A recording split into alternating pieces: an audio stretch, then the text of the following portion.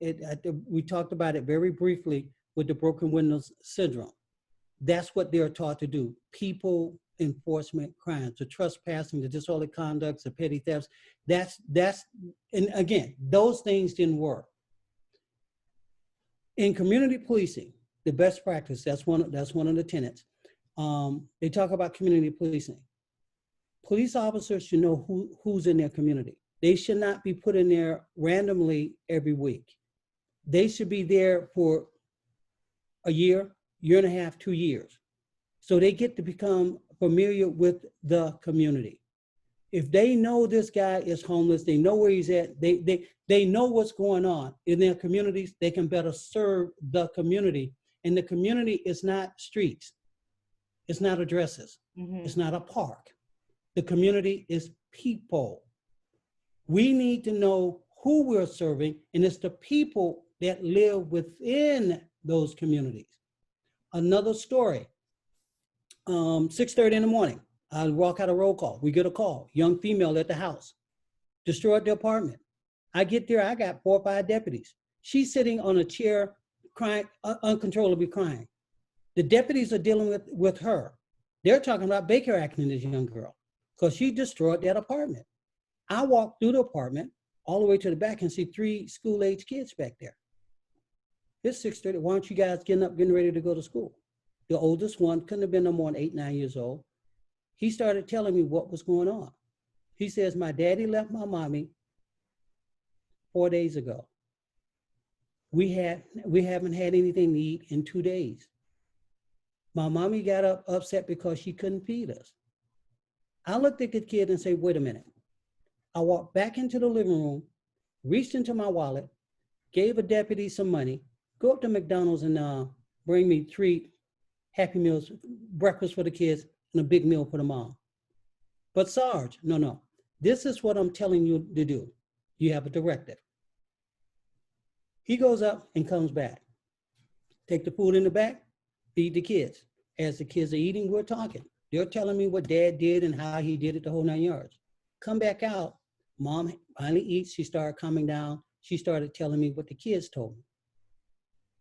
I decided, because I had the resources in my phone of a social service worker, manager, I called her right there. We're talking 7 o'clock, 7:15 in the morning. What social worker manager, gets up that time of morning? But because I worked the community and I developed that relationship, I called her. I didn't call her office, I called her personal cell. And I told her what was going on. She said, okay, Sergeant Jones, this is what I can do. I can have someone there within 30 minutes. Okay, great. I'll hang around. Within 30 minutes, the social worker came in. She delivered the services that mom needed. The deputies didn't understand why. The following morning at roll call, I use it as a training modality, a training opportunity. Yeah, I told them, if you would have Baker acted that mom, this is what you would have put into motion. She'd have been at the hospital for 3 days. She'd have went before a family court trying to get her kids back. And now they're going to say, you need to go to parenting class for the next 6 months, but you can't have your kids. We just separated a family. Yeah. And that's not our job. The best practices of the 21st century, when we are training, they will be given these resources. They will understand there's other ways to handle this besides law enforcement activities. And because we were able to keep the family together, bring the social workers in, they gave her the rent assistance, they gave her the money she needed. By 4 o'clock that afternoon, she had food in the house, the rent was paid, the lights was on. She's mending. The kids are mending. This quantitatively, 20th century, the easiest thing I can do, Baker actor. Call DCF, get these kids out of here. We got to go to another call. But because of my community policing background and training and understanding that, now I understand, because the model that I'm reading now was the very things I was doing back then. It works. It works. It works. So we need to. That's the job of a cop, right? Shouldn't that be? That's the job of a social worker. So, because I found out recently that Child Protective Services is under BSO. Yes, it is. Why? Yes, it is. Why is that something for the cops and not social workers and case managers? It don't suppose, no, we don't suppose, no, the police officers, the only thing the police officers are supposed to do, the deputy is supposed to do when they get DCF out there, DCF is actually doing the investigation. The only thing we're doing is documenting we were there with DCF. That's all we're supposed to do. This DCF. But you're getting funding for that part of it. That money just needs to go out of the police department into. But see, what the thing is, that money is contracted in from the state of Florida. Mm-hmm. That money is not given to us from the county. That money comes in from the state of Florida for us to do their job. To redirect those funds. Yeah, to do their job. So you know what I'm saying to you, Miss Sandra, yes, is that we can sit here and talk for the next 6 hours. Yes, we can, but we won't until we get someone that has a backbone, that's not attached to the status quo, that's willing to stand up to do what's right, not politically right, but humanly right, civil rights. Someone that's going to stand up and take care of people, someone that's willing to do that, we're just going to continue this vicious cycle. So when I look at the other individuals that are running for sheriff, the previous administration, you were in place. You had an opportunity to make these changes. You did not. The current administration, you are in place now. You haven't made the changes. You're talking about changes because you need to get reelected. You have people in high-ranking positions, be it a colonel, chief, whatever. You were there. You were in position to say, we need to make these changes. Mind you, this document came out in 2014. We're in 2020. All these people were in position to do that. And they refused to do it or didn't do it because they belong. This is Williejones speaking. They belong to someone else. They did not belong to the people. When President Obama, whether you like him, dislike him, the whole 9 yards, one thing I take away from what he said after he got elected the second time, he went before Congress when he was doing that State of the Union address. He says, I'm going to do what the people voted me, elected me to do. I will not deal with Congress in their procedures. I must deliver stuff. And the reason he could say that is because he was overwhelmingly voted for. He didn't belong to those special interest groups. So when we as voters start looking at who we're going to vote for, don't just look at their resume. Look who they're tied to. Don't just listen to their words. Look at their actions. Do their actions match up to their words? Were they in position to take care of things, and did they do it? And what was their purpose for doing whatever they're doing? Did it have a hidden agenda? If it has a hidden agenda, then you need to sit back as a voter. Do I really want you there? We got to look at their character, their beliefs, personally and professionally, because we're not just hiring or electing a piece of paper. We're bringing in that whole person. And we also and the interesting point you make is that we really we've just had an experience from between 2016 and now that we voted someone in that couldn't keep their position. And I think the person that's there right now, you know, might have lost their position if the election wasn't in 5 months just because of some things that are just coming out. So we need to know how is it that what about you, that the people can feel comfortable that you're going to be able to keep your, if you win, that you'll be able to keep your position for the entire time. You know what I'm saying? Not if I win, when I win. Okay. Because I belong to the people. There's nothing I can do in this agency without the help of the community. We have to do this together. And I'm aware of this. I am planning. I will change that's us against them mentality. One of the things that I'm planning to do is when I got 17 districts. Each district will have a community policing deputy. Each district will have 2 CSAs working with that community policing deputy. Their job is to make sure that community's needs are assessed at all times, to develop those relationships. I don't want to get into a crisis and try to figure out what's going on. I should be able to handle that prior to the crisis. The analogy that I use, what we're going through now, those warning signs have been there for over 10, 15 years. George Floyd and Rashad, they're not the first people to get killed by police. They're not. But the thing is, the people in place have ignored those warnings. If Channel 10 or anybody tell you there's a Cat 5 hurricane sitting out in the Atlantic right now, would you wait till that storm get on shore? Or would you start boarding up before it gets on shore? These are the things a leader must do. A leader must lead from the past, learn from the past. A leader must understand where they're at in the present. Mm-hmm. Apply the education, the experience from the past to the present, but at the same time project. Have a vision for the future.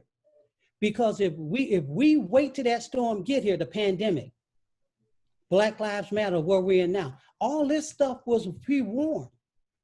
The leaders ignored those warnings for various reasons. And Williejones believe it's because of political posturing, because of political connections, because of money connections. It's not because we didn't see this coming. We could not have predicted it. It's some of it is more than that too. I think it is political posturing, but at the same time, and for some of these shifts that's going to happen, some of these, a lot of people are going to have to get real uncomfortable. Right? So there are people who had positions, they're going to have to lose them because they're not the best suited to deal with what's going on right now. Right? So some of that is going to happen. People are going to have to move over. We've had some examples where some people realize that, okay, you know what? This is a little out of my league, and they take it on and they move on. But a lot of times people are like, well, I still got bills to pay. You know what I mean? I need to come to work every day. I can't afford to give up this position or this job that's paying me all of this money to make room for someone else who may really be better suited. So I think that dynamic is going on right now, but I think we are at a pivotal point where I don't think people are going to let up. So there's going to be a big old shift in law enforcement, because people are not going to let up. We're not, and I just wanted to say one thing, and then, we can start like wrapping this up, because I know we're at our hour, is that, it was amazing to me how like some police officers were kind of not okay with people protesting what happened to George Floyd, right? Because most people started that could have been me, that could have been my dad, that could have been my son, that could have been my brother, that could have been my uncle. So we connected with him. And then at the same time, like the example of what happened in Buffalo, this cop knocks this old man down. They get arrested for knocking the old man down, and then all of them resign because they're like, oh, now you messing with my people. The same way they're like, you messing with my people. That's how we felt. We're like, you guys were messing with our people when y'all sat on this, had your knee on this guy's neck for 8 minutes and 46 seconds. You're messing with our people. So it's like a disconnect where like it's okay for them to like, be looking out for their guys, but like when we're doing the same thing, all of a sudden it's problematic. And I think maybe they don't realize the dishonesty and all of that, or that they're not expecting us to do the same thing that they do. But again, that's going to come with like training. And you talked about that, building trust. They're going to have to be some shifts in policy.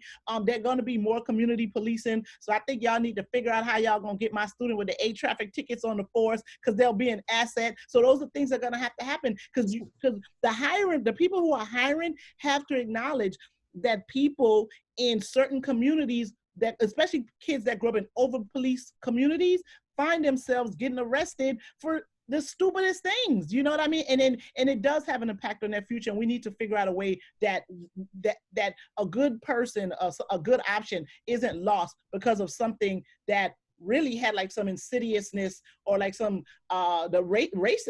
Some of it was racist in and them being targeted and have their future so negatively impacted. So I think there's going to have to be some shift in that.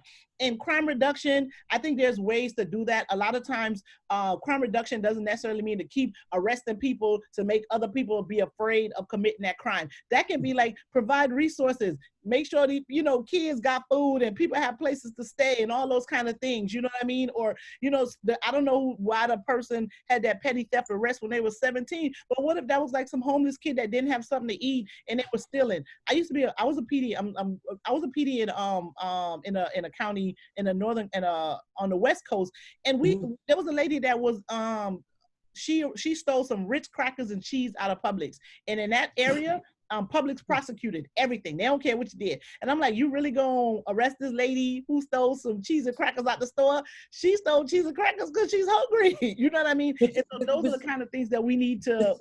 But see, that goes back to building the relationships with the businesses and the people there.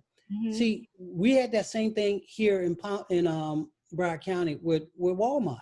When I started working with my Walmarts, and I shouldn't have called out their names.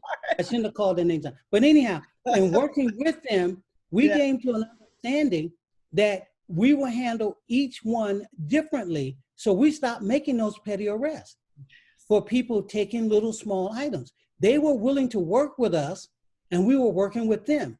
Those are the relationships that we have to build as law. We can't do it by ourselves. And law enforcement leaders need to understand that and stop saying, I'm the Superman, I can take. No.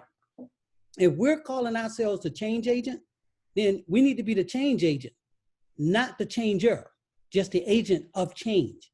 We must be able to usher in, we must be able to bring in the people, the stakeholders to help make these changes. We're not a catch-all, we're not a solve-all, and until people understand that is at the top, we're going to have these issues. Yes. I remember I had a store, local store. No, it wasn't Walmart. one of my local stores, and we were doing a crash report. And because I knew the homeless guy, he walked up to me and said, "Sarge, I'm hungry." That's all he said. "Sarge, I'm hungry." I was okay. Go in that store and get what you want. So he walked in the store, and the owner of the store came out cussing and fussing. I said, wait a minute, what are you doing? He says, every time he comes in my store, he comes in to steal. I say, he's hungry. I told him to go in there and get what he wants. Whatever he puts on the counter, you let me know and I'll pay for it. The guy went in there and literally shopped for 3 or 4 days. Yeah. And he had it on there. I walked in, I said, you got this? You got it? He said, Sarge, get what you need. Because I don't want him to come back in here and saying, you're stealing. Right. So he went and got a couple of more items. The guy rang it up. Here's my card. Give it to her. You good? Yeah, okay. Talk to you later. He went out. But not everybody can do that. Not every cop can afford that because some don't paid enough. So, but we need agencies. We need social services to help people out. We shouldn't have homeless people in the United States. Those social services programs are in place. They are underutilized because law enforcement is supposed to show up and have all the answers instead of reaching out to the stakeholders, to the other resources in that community to help them. Because that's the burden that's been placed on them, and that's the burden as the incoming sheriff with this new 21st century model. We're going to change that. We're going to change it. We're going to let the law enforcement officers be law enforcement officers, and we're going to let the social. My job. Think about this. You better not change your phone number when you win, because it won't change. I've had this number since '95. It ain't going nowhere. Think about this. Think about this here. Think about this. You're talking about defunding. You're talking about moving money around. I have over 1,600 cars, just patrol cars on the road. I have to get those cars serviced every 30 days. I have one vendor servicing those contracts. Why? What if I spread that wealth around, man? Wait a minute. Think about this. Just listen. What if I find a person of color that owns an automotive shop, that has all the certificates, that's well seated in the community? What if I take 30 to 50 of my cars a month and let them change the oil, the light bulbs, the spark plugs. What do you think that'll do to that community? What do you think that'll do for that job? I don't think one person should have that contract. I think Wait a minute. Now think about what I'm saying. We're talking about money not being in the communities. Mm-hmm. We just put money back in the community, right? And hopefully he would hire 1 or 2 people to help him service my cars. Absolutely. We just gave somebody some work. We gave somebody some job. But because I think because the big money people don't like Willie Jones, because they're afraid he's going to take their contracts, they don't put money into his campaign coffers, because they're trying to secure and make sure those contracts stay in place. That's okay. That's okay. That makes it easier for Willie Jones when he becomes a sheriff to put some of these new innovative ideas in place, because I don't belong to them.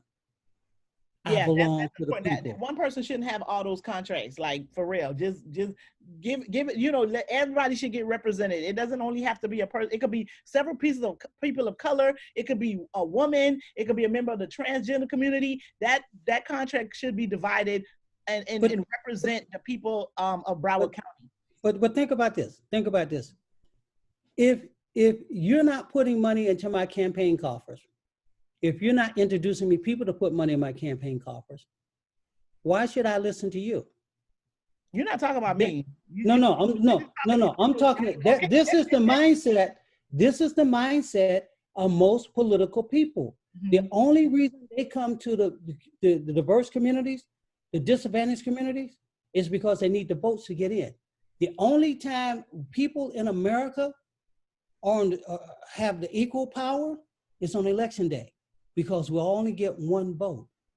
But once they take our vote, we don't see them for another 2 to 4 years. Mm-hmm. And they keep bringing us the same sad song. The promises.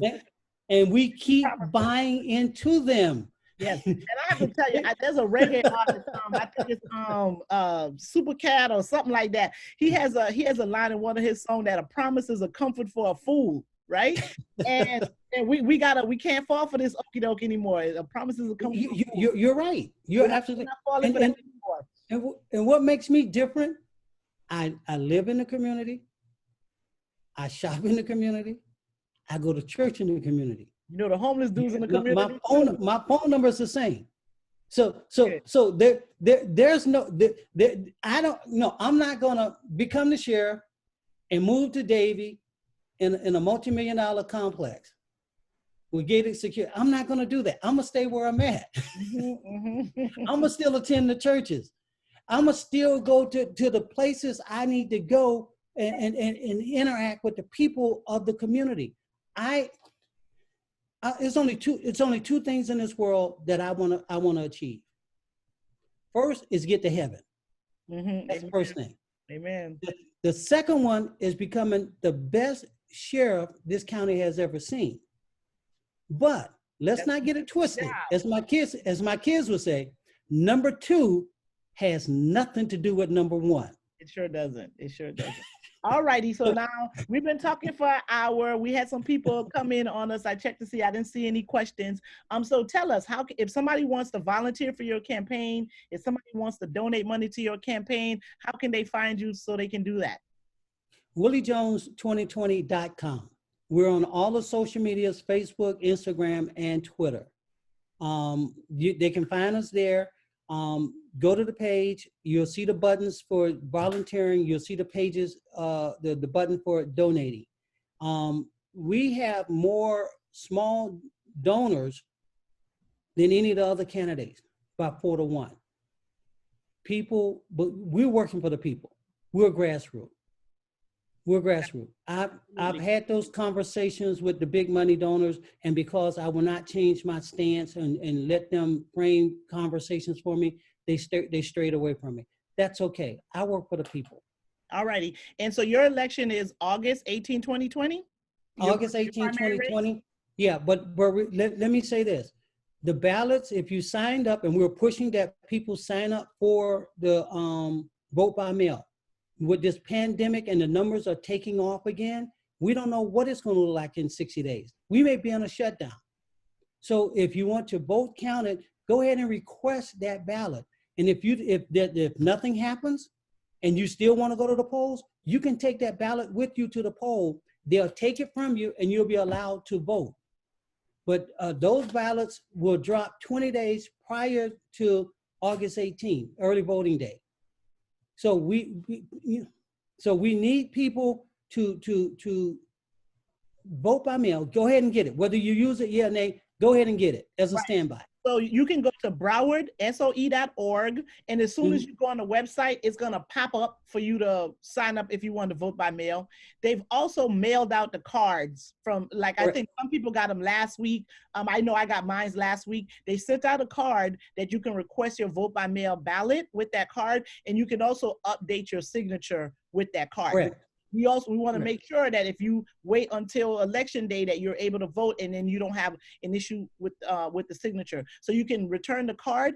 All of that has to be done before July the 20th, 2020. Correct. So it all has to be done before July the 20th in order for you to get your vote by mail ballot in time for the primaries. Okay. So those are the dates to remember. Request your vote by mail. Have it submitted before July the 20th. 2020, and primaries that Willie Jones is going to be a part of for Broward County Sheriff is August 18, 2020. Correct. There was one other thing I want to say, and it's not political right now. People are not completing the census. Yes. I don't think our community understands how important that is. 2020census.gov is the website. Yeah. That tells us how much money we're going to get, how our roads going to be repaired, how many representatives we're going to get. That is very key. And the good thing about it, they're not asking for identification. They just want to know how many people are in the house. Yes. That's all they want to know. Whoever was in your house as of April 1, 2020 is who you have to fill out the census for. And let me just give an example. So I got an email from Miami-Dade College, and they were talking about how, like, at least in Dade County, it's only 58% of the people who've done their sent the census back. And they're like, no, we need to do better. And they said in 2010, they had 93%. But that 7% was worth $2.4 billion that they lost out on. Imagine, 7% was $2.4 billion. So if we're at only 58% or 60%, that 40%, I mean, it's mind-boggling how much money the state and the counties will lose. So we really do want people to fill out their census. That's free lunches, free breakfast, after school care, BPK. Those are the dollars that the censors put there. When we do the census, that's how they allocate the money for those programs. So we really need people to do that. Law enforcement, EMT. Yes. For some people who be like, well, we ain't trying to do nothing for poor people. It's going to be for rich people too, because y'all need the fire department, y'all need the EMTs, you need law enforcement, you need hospital, you need all of these agencies too. So we need everybody to complete the census, right? That's correct. Now, thank you very much. I am Willie Jones, candidate for Sheriff of Broward County, running in the 2020, August 18, 2020. We can be reached at williejones2020.com, and unity equals one community. Please vote for us. Thank you much for having me on. Thank you so much for spending some time with me this afternoon. Have a good one. You too. All right, bye-bye. Bye now.